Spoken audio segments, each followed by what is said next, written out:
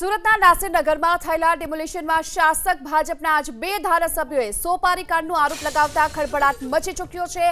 કતાર ગામના ધારાસભ્ય વિનોદભાઈ મોરડિયા અને વરાછાના ધારાસભ્ય કુમાર કાનાણીએ ડિમોલિશનની આ પ્રક્રિયા સોપારી લઈને કરવામાં આવી હોવાની આશંકા વ્યક્ત કરી। એબીપી અસ્મિતા સમક્ષ કતાર ગામના ધારાસભ્ય વિનોદભાઈ મોરડિયાએ સ્પષ્ટ કહ્યું કે ભૂતિયા ડિમોલિશનના મીડિયાના અહેવાલ બાદ તાત્કાલિક મહાનગરપાલિકા કમિશનરને પૂછવામાં આવ્યું તો તેમણે લેખિત જવાબ આપ્યો છે કે ડિમોલિશનની આ પ્રક્રિયામાં કોર્પોરેશનની સાધન મશીનરી કે કોઈ સ્ટાફ જોડાયેલો નથી। ત્યારે ડિમોલિશન થર્ડ પાર્ટી એટલે કે સોપારી લઈને થયું હોય તેવી શક્યતા નકારી શકાય નહીં। મોરડિયાએ વધુમાં એ પણ કહ્યું કે નાસિરનગરની આ ડિમોલિશનની કાર્યવાહી સ્પષ્ટ શંકા ઉપજાવનારી છે।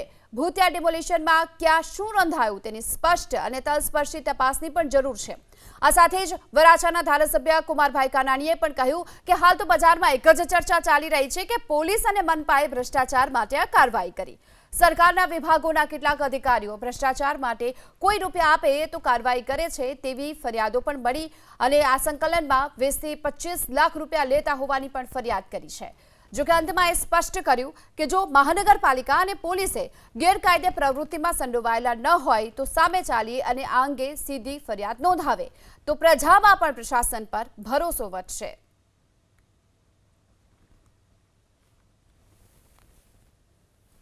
એને કોર્પોરેશનનું કોઈ સાધન અથવા તો કોર્પોરેશને કોઈ મને ઓન રેકોર્ડ મને જવાબ આપ્યો છે, લીગલ જવાબ આપ્યો છે કે મને અહીંયા અમે કોઈ કામગીરી કરી નથી, અમારા કોઈ સાધનો નથી, અમે કોઈને ખાલી કરાવવા ગયા નથી, કોઈ થર્ડ પાર્ટીએ કરાવ્યું હશે, આવો મને મ્યુનિસિપલ કમિશનર તરફથી જવાબ મળ્યો છે। શંકા જાય એવું બિલકુલ લાગે છે, એમાં કાંઈ પેલું નથી કે ન જાય, કારણ કે જે પ્રકારે કાર્યવાહી અહીંયા આ નેક્સ્ટ બીજી વાર થઈ છે અત્યારે એ હું તપાસ કરવા જઈ રહ્યો છું કે મારે જાણવું છે કે કોને કોને આમાં પોતે અનઓફિશિયલી કામગીરી કરી છે, કારણ કે કોઈએ કરી છે તો એની સામે પગલાં લેવા જોઈએ, કારણ કે કોઈના ઈશારે કોઈ નાચતું હોય તો એવું તો નિયમને ભારતનું ગુજરાતનું આખી સરકારનું જે બંધારણ છે એની અગેન્સ્ટ જઈને કોણ આ કામગીરી કરે છે। શંકા 100% જાય છે, પણ કોણ રાંધે છે અને ક્યાંથી રંધાય છે ખબર નથી, બાકી શંકા જાય છે। આ ડેમોલિશનની અંદર કોર્પોરેશન કે પોલીસ અધિકારી કે કોઈ પણ પોલીસનો વિભાગ આની અંદર સંકળાયેલો હોય અને જો આ કામ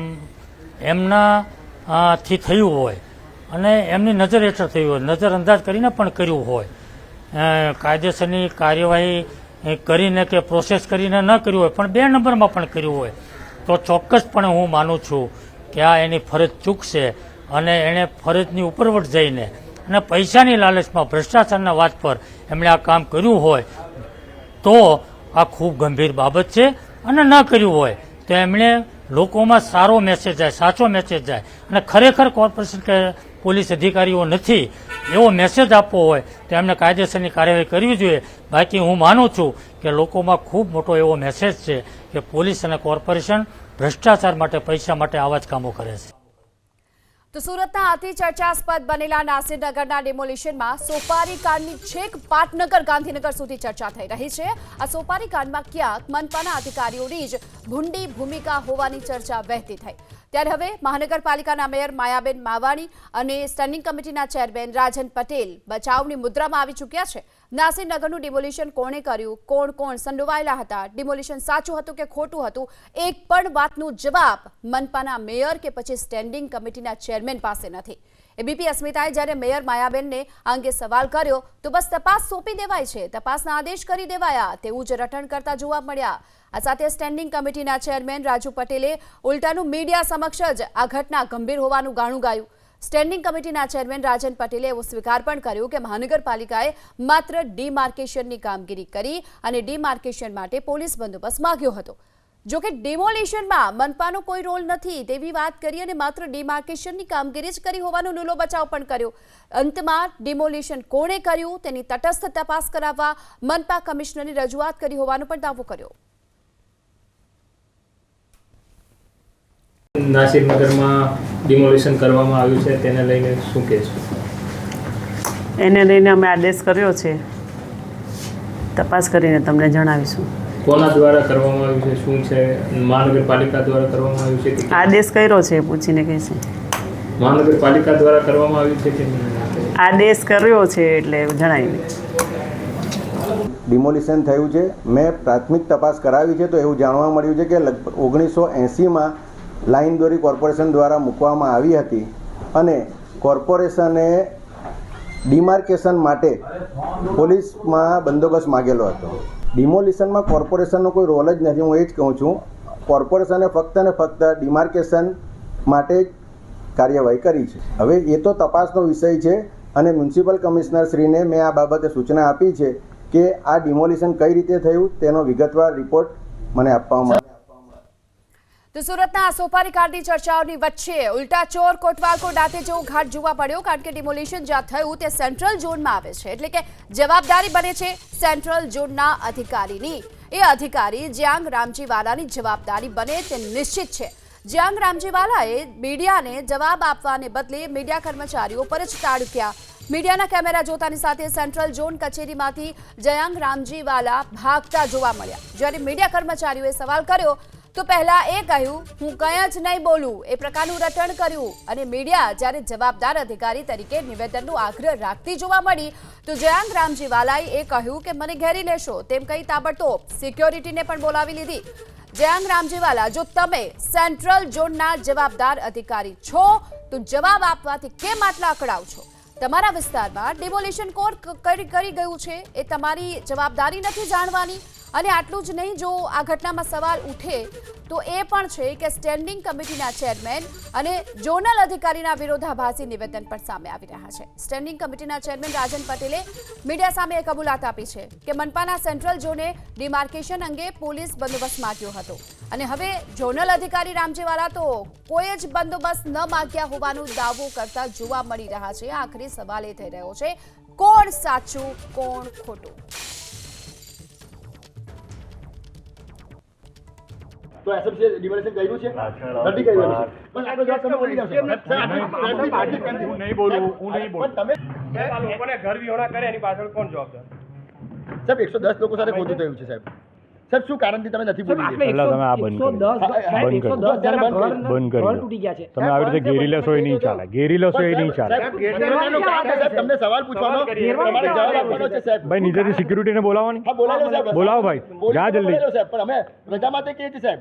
તમારું ઘર તૂટ્યું હતું તો સાહેબ, તમારું તૂટ્યું હતું તમે બોલો ને સાહેબ. પણ તમે મને શું કામ પૂછો છો? હું એમાં હતો જ નહીં તો પછી મને શું કામ પૂછો છો? એ મને શું ખબર કોણ હતા? એ તમે શોધો કોણ હતા. ના, એસએમસી નહોતા. બસ તો એસએમસી નહોતો. એસએમસી નહોતો. ના, અમે નથી માંગ્યો બંદોબસ્ત. પોલીસ એવું કહે છે કે એસએમસી તો પોલીસને પૂછો. પોલીસ એવું કહે છે બંદોબસ્ત. હા તો પૂછો એમને. એટલે પૂછ્યું એટલે અમે ના પાડીએ છીએ તમને કે અમે બંદોબસ્ત નથી માંગ્યો. એટલું ખોટું કહેવાય છે. 110 ઘર આપને ખ્યાલ નથી તૂટી ગયા? ખ્યાલ નથી નહીં, બધાને જ ખ્યાલ છે. તમને નથી ખ્યાલ તૂટી ગયા? કોણે તોડ્યા નથી ખ્યાલ? તમારો સવાલ શું છે? કોણે તોડ્યા? એસએમસી નથી તોડ્યા. બસ તો જાણ વગર તૂટી ગયા. એસએમસી નથી તોડ્યા. તો હવે સુરતમાં ભૂતિયા ડિમોલિશનના નામ પર કુલડીમાં ગોળ ભંગાયો, કારણ કે ભાજપના નેતાના પરિવારના બિલ્ડરને બખ્ખા કરાવવાનો કારસો રચાયો હોવાનો પણ દાવો થઈ રહ્યો છે. ભાજપના નેતા અને કોંગ્રેસના સ્થાનિક નેતાના પરિવારજનોનો આક્ષેપ. બિલ્ડરની સ્કીમ હિટ જાય તે માટે ગેરકાયદે ડિમોલિશન કરાયું હોવાની ચર્ચા ચાલી રહી છે. ચર્ચા એ પણ છે બિલ્ડર સમયે ઉપસ્થિત મનપાના અધિકારીઓ, પોલીસ પર પણ સવાલ ઉઠી રહ્યા છે. બિલ્ડરના હાઈરાઇઝ પ્રોજેક્ટને મંજૂરી મળે તે માટે ખેલ કરાયાની પણ ચર્ચા છે. આ સાથે એ પણ ચર્ચા કે પ્રાઇવેટ પાર્ટી ટીપીમાં પ્લોટ વેરિફિકેશન કરી ડિમોલિશન કરાયું.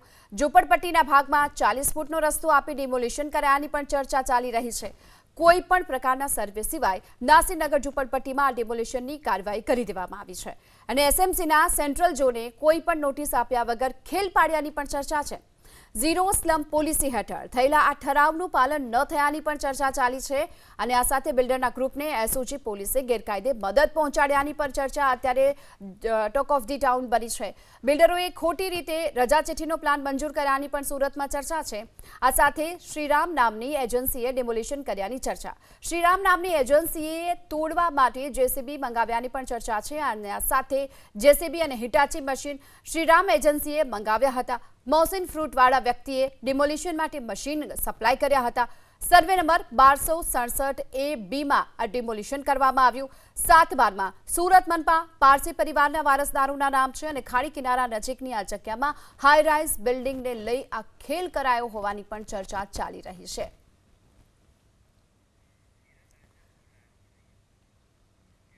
સુરતમાં સોપારી કાંડને લઈને અનેક સવાલો ઉઠી રહ્યા છે. અનેક ખેલ કરાયા હોવાની પણ ચર્ચા ચાલી રહી છે. આ અંગે વધુ વિગતો મેળવીએ સંવાદદાતા હિરેન રાજગુરુ અત્યારે આપણી સાથે જોડાયા છે.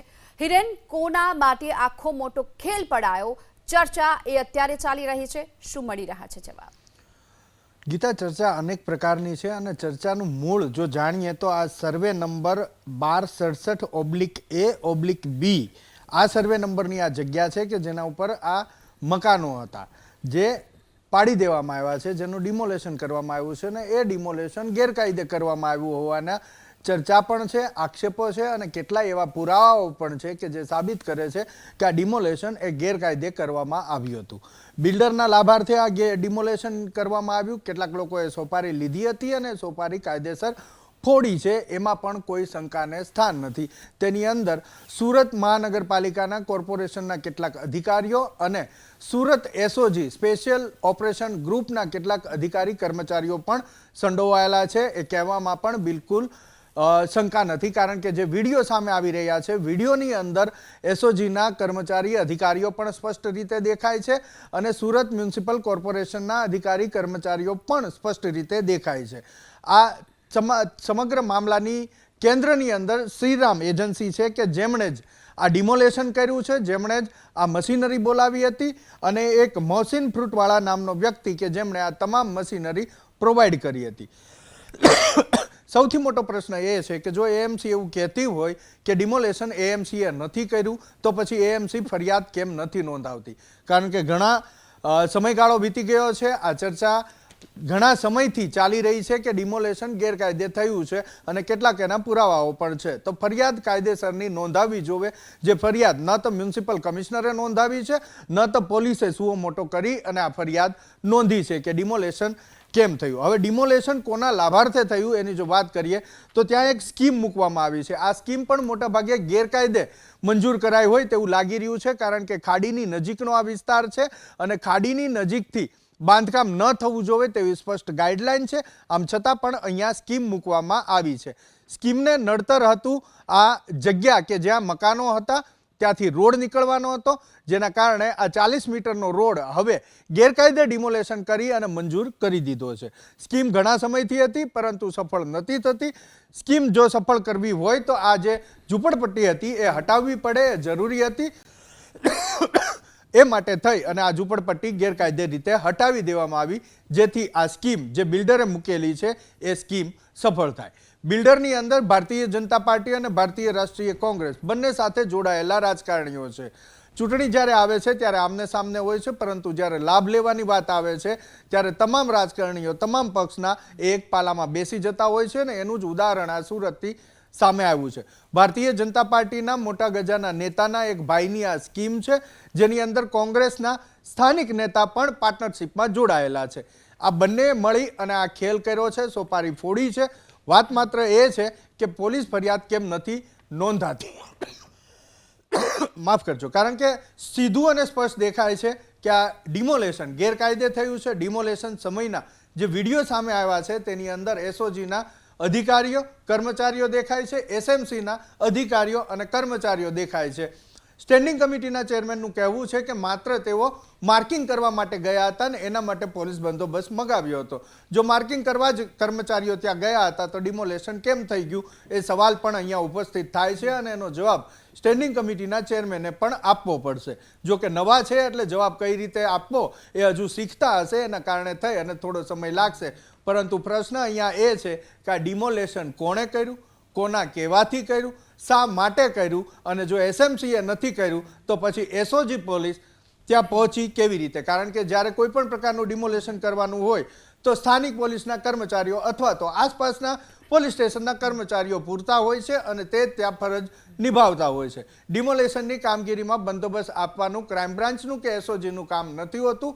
આમ છતાં એસઓજી ત્યાં પહોંચે છે, સ્પેશિયલ ઓપરેશન ગ્રુપ. એનાથી સ્પષ્ટ થાય છે કે ક્યાંક એસઓજીના ઉચ્ચ અધિકારીઓના હાથ પણ આ જે ડિમોલેશન થયું એની માટીથી ખરડાયેલા છે. જી ગીતા. જી ચોક્કસ હિરેન, જે ડિમોલેશન થયું છે તે વાત ચોક્કસ સામે આવી જ છે, પરંતુ આ ડિમોલેશનની કાર્યવાહી બાદ કેમ કોઈ પ્રકારના પગલાં કરવામાં નથી લેવામાં આવ્યા, કેમ કોઈ પ્રકારના પગલાં ફરિયાદ કરવામાં નથી આવી, તેને લઈને પણ સવાલ છે. હિરેન, આભાર આપનો આ સમગ્ર માહિતી માટે. તો ડિમોલિશન કોણે કર્યું, મનપાએ કે પછી થર્ડ પાર્ટી, અનેક સવાલ પણ ઉઠી રહ્યા છે. સુરતના નાસીનગરનું આ ડિમોલિશનમાં સોપારી કાંડને લઈ સવાલ, ડિમોલિશન મનપાએ કર્યું કે પછી થર્ડ પાર્ટીએ? નાસીનગરના ડિમોલિશનમાં કોની સંડોવણી? આ તમામ સવાલોના જવાબ બાકી છે. લોકોની જવાબદારી નક્કી કરવાની બાકી છે, પરંતુ કોઈ આગળ નથી આવી રહ્યું. શું બિલ્ડરને બખ્ખા કરાવવા માટે આ ડિમોલિશન થયું? અનેક સવાલ પણ ઉઠી રહ્યા છે. મનપાએ ડિમોલિશન નથી કર્યું તો કોણે કર્યું? કારણ કે કોઈ જવાબદારી સ્વીકારવા માટે તૈયાર નથી. જો મનપાએ ડિમોલિશન નથી કરાવ્યું તો ફરિયાદ કેમ નથી કરી? ડિમોલિશન અંગે કોની સૂચનાથી પોલીસ બંદોબસ્ત અપાયો હતો, તેને લઈને પણ સવાલ છે. અને પોલીસનું પણ ગેરકાયદે ડિમોલિશનમાં ભેદી મૌન કેમ છે?